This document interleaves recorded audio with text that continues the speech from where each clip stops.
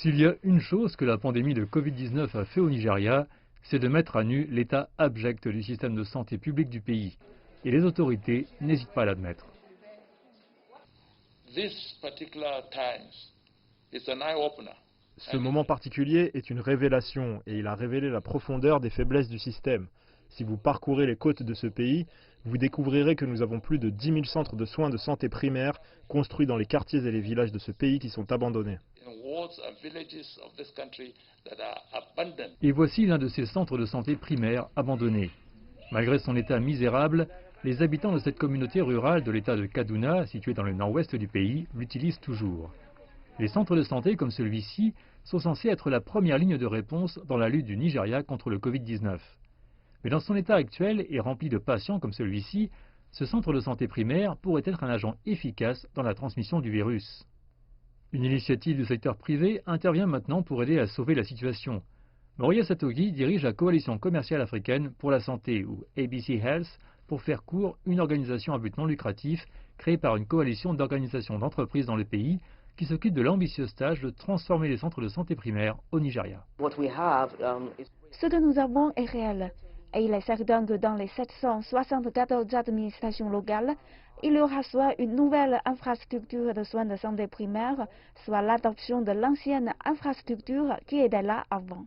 La Banque centrale nigériane intervient également avec des fonds pour aider à reconstruire l'infrastructure sanitaire du pays et stimuler la recherche médicale, en particulier contre le Covid-19.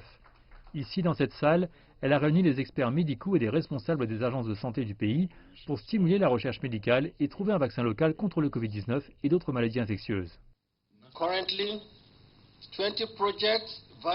Actuellement, 20 projets évalués à 27 milliards ont été approuvés et financés par la Banque centrale du Nigeria dans le cadre de notre intervention de soutien au crédit de 100 milliards de Nairas pour l'industrie de la santé. Parmi les entreprises qui ont été en mesure d'obtenir du financement, il y a des hôpitaux, des centres de recherche et des industries pharmaceutiques. Nous nous attendons à ce que ces subventions soient canalisées par ces institutions pour financer la recherche et le développement de médicaments à base de plantes et de vaccins pour le contrôle, la prévention et le traitement des maladies infectieuses.